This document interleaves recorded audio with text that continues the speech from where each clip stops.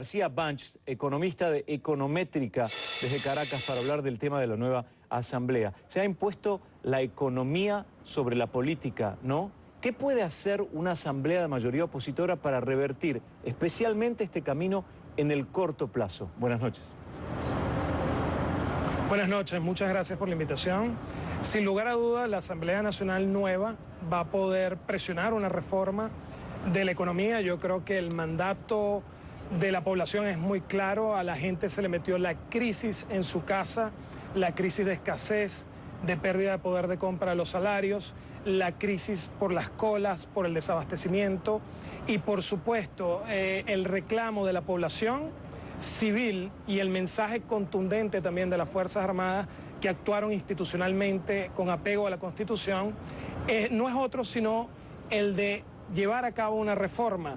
Por un lado, los civiles ya no aguantan tantas penurias y por otro lado, los militares están cansados de reprimir y están cansados de tener que cuidar colas en establecimientos comerciales. Lo lógico bajo esas condiciones es que la nueva Asamblea Nacional lleve a cabo una reforma económica que pasa por una unificación cambiaria, el levantamiento de los controles de cambio y precio y, por supuesto, disciplina fiscal, orden monetario, orden salarial, probablemente la necesidad de acudir al Fondo Monetario Internacional y, sin lugar a duda, cambiar el discurso económico de forma tal de que este sea incluyente. La situación de Venezuela no se puede desprender bajo ningún concepto de lo que está pasando globalmente. El precio del petróleo es fundamental para la economía venezolana, que lo necesita en alrededor de $100 el barril de crudo para que le cierren los números.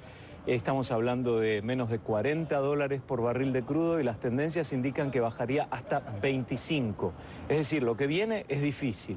Ahora, el votante que fue y puso en la urna, 75% de los electores, no es obligatorio el voto en Venezuela, 75% de los electores salieron a votar con ganas de algo y están hablando, están diciendo claramente por el número de representantes que estamos viendo que la oposición sacó, no es mayoría simple.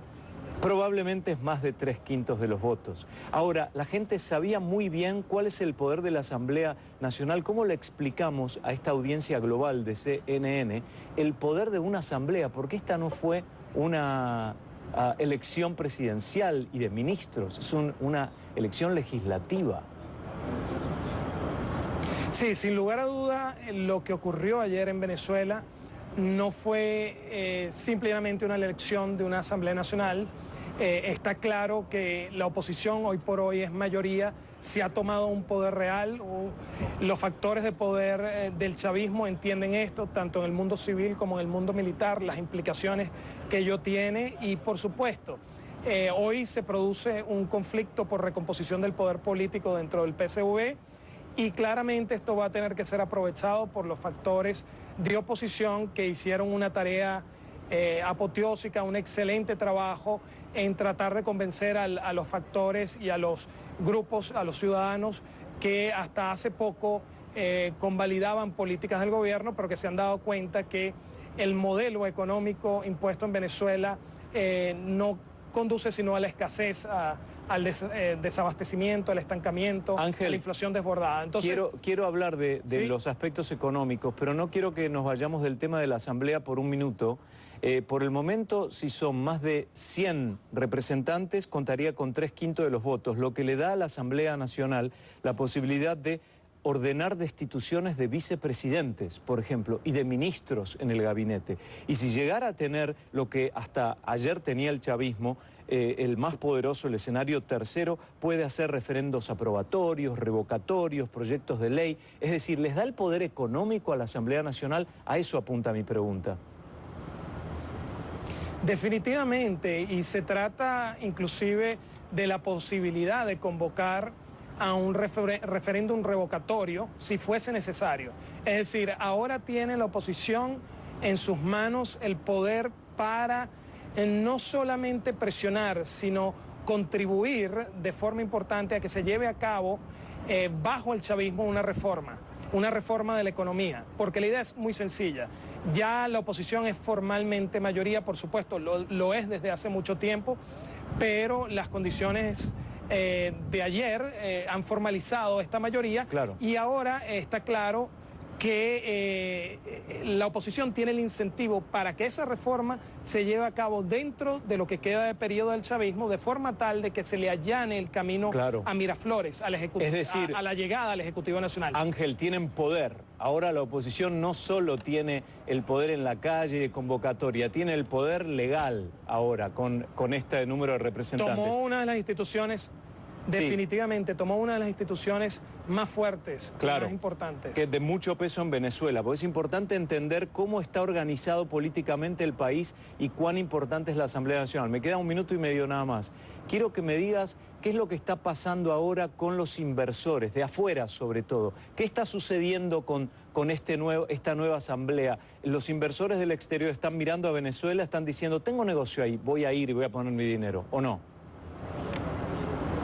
Bueno, te lo voy a poner así de sencillo. Clientes, por ejemplo, de Econométrica nos han manifestado, muchos de ellos que tenían pensado en irse del país, nos han manifestado que se quieren quedar, que las condiciones ya son otras, de que hay una oportunidad de que se produzca un cambio en el modelo económico y que, por supuesto, ya esto es concreto, por la toma por parte de la oposición de un poder real, de una institución que tiene la capacidad de hacer cambios fundamentales en condiciones pacíficas dentro del país, lo cual significa desde el punto de vista de los inversores una reducción del riesgo y la posibilidad del incremento del rendimiento.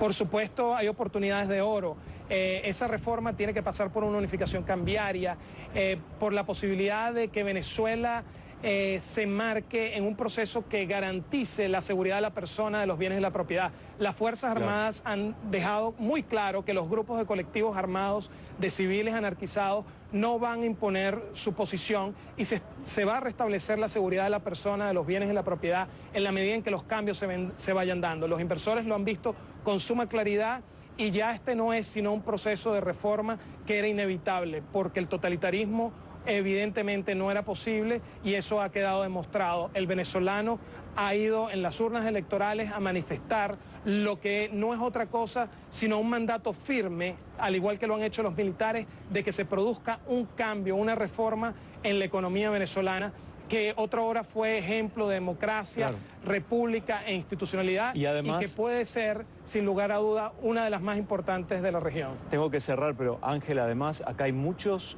votantes que antes eligieron al partido que ayer perdió y ahora se dieron vuelta y eligieron a la oposición. Me tengo que ir. También me gustaría remarcar que el contexto también está cambiando, con aires de cambio en la región. Entonces la situación también a nivel global inmediata está cambiando. 1 minuto, dale, rápido, 30 segundos.